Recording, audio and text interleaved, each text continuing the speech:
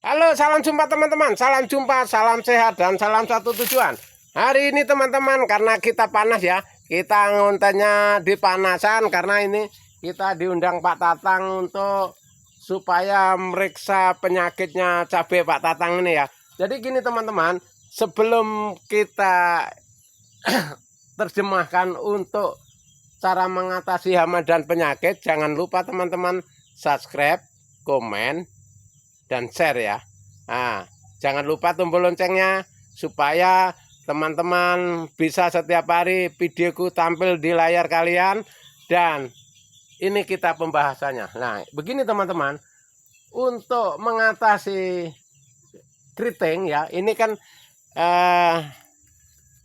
cabai Pak Tatang ini kena keriting teman-teman, kena keriting karena cabai sudah tua ini, musim hujan ini kan banyak yang kena keriting teman-teman ya. Berhubung ini agak panas teman-teman, kita mereng-mereng sedikit ya, nggak apa-apa ya, karena kita panas teman-teman ya, mereng-mereng sedikit nggak apa-apa, yang penting kita tetap selalu akses. Nah begini teman-teman, untuk mengatasi keriting ini, untuk mengatasi keriting ini adalah penyakit trip ya, trip yang daunnya melungker-melungker begini, namanya penyakit trip. Nah, kalau penyakit trip ini itu nggak pandang cabai muda, cabai tua, itu sama. Kalau mau diserang-serang aja teman-teman, karena dia itu perlunya hanya mau nyedot zat bunga cabai sama itu teman-teman, supaya dia gagal panen yang punya. Jadi begini teman-teman, untuk cara pembahasannya ini ada dua alternatif teman-teman. Kalau untuk mengatasi untuk pakai obat toko ini lebih mudah lagi ya. Artinya obat toko walaupun mahal tapi kualitasnya terjamin. Nah, satu, untuk penyemprotan ini kita pakai Demolis teman-teman ya. Herbisidanya Demolis, herbisidanya Demolis, obat racunnya, terus dikasih antrakol sama mancozeb biru teman-teman ya, mancozeb biru sama antrakol untuk mix supaya penyakit dan hama ini bisa hilang. Cuman cara penyemprotannya teman-teman itu nggak sembarangan nyemprot teman-teman. Ini kita nyemprotnya harus sore ya, harus sore, kita nyemprotnya sore. Sore nyemprotnya kita itu sore. Nah, kalau sudah model-model gini teman-teman, model begini ini, kita nyemprotnya nggak bisa siang-siang teman-teman. Kita maunya nyemprotnya jam-jam sekitar jam 5 sore atau jam 7 sore sampai jam 8 teman-teman. Cara nyemprotnya karena dia kalau kesorot senter teman-teman, ininya keluar teman-teman ya, keluar. Cara penyemprotan ini. Jadi teman-teman, kalau hari ini tadi yang punya Pak Tatang ini lagi jemur jagung di gunung ya.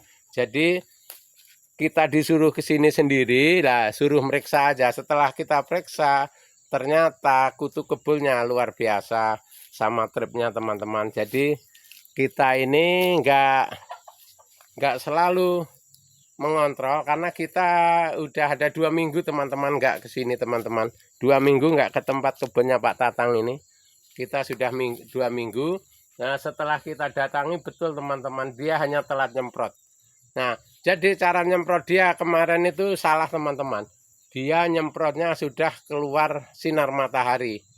Nah sebenarnya kalau untuk nyemprot lalat penyakit kutu kebul dan trip ini teman-teman, kita itu sore teman-teman ya, minimal jam 5 ke atas ya.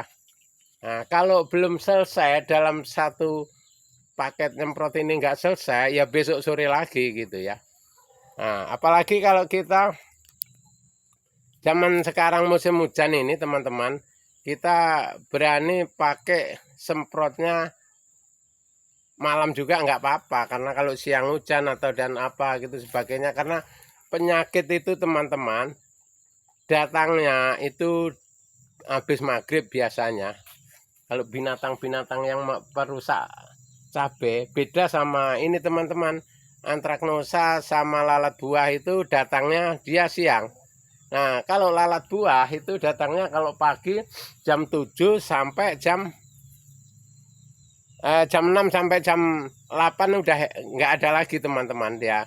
Kalau lalat buah, kalau sore jam 3 sampai jam 5, jam 6 itu udah hilang lalat buah teman-teman.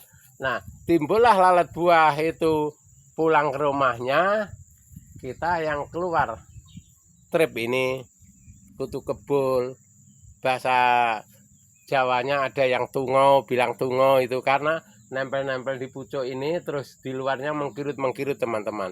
Nah itu teman-teman, itu perlu dipelajari dan diketahui teman-teman untuk petani cabai, karena kita nggak bisa hanya kita pupuk, kita semprot, kita pupuk, kita semprot tanpa pengendalian cara kerja kita. Ini jam berapa menghilangkan penyakit ini. Kalau mupuk itu bisa teman-teman, kalau mupuk kan tetap siang kita pakai kocor ya teman-teman. Kalau bisa untuk cabai yang segini-gini ini, kita lebih bagus tetap dikocor teman-teman. Dikocor itu lebih irit dan lebih maksimal. Contohnya kalau kita kocor pupuk kompos, seandainya bisa 2 gelas ya, 2 gelas. Tapi kalau pupuk kimia cuma 1 gelas saja teman-teman ya. 1 gelas kita kocorkan di bawah. Tapi sekarang ini kan zaman kempu teman-teman ya. Kita kempu 20 liter itu, kita pakai itu, kita bisa teman-teman modif itu aja, nggak usah beli, nggak usah pakai tangki. Kalau pakai tangki kurang ya, dia sedikit betul ya keluarnya. Jadi kita harusnya pakai kempu. Kalau pakai kempu teman-teman itu agak lumayan ya, agak lumayan banyak keluarnya. Dan dia sistem orang makannya itu kenyang, itu ya, nggak dikurangi cara makan itu. Jadi dia tetap stabil ya, untuk makan dia stabil. Cuman teman-teman kalau sudah cabai tua begini, itu ngocor dimaksimalkan seminggu sekali ya teman-teman ya. Seminggu sekali kayak ini. Nah ini buahnya masih lumayan teman-teman, buahnya lumayan besar nih. Nah, walaupun ini ada pelindungannya pisang, ini buahnya maksimal. Nah tingginya teman-teman, tingginya cabenya udah sama saya ini, sepantaran sama saya. Nah ini kalau kita lepas topi, nah sama ini cabenya, nah sama dengan tinggi saya. Nah ini nah ini kalau perlu teman-teman, kita yang model gini tetap kita rawat. Semakin rawatannya bagus, ini yang remboyong, dalam 1 batang ini mungkin nggak habis setengah jam panennya 1 batang ini teman-teman. Apalagi buahnya kayak ini teman-teman. Mudah-mudahan teman-teman tani semua, untuk petani cabai bisa nyimak video saya tadi.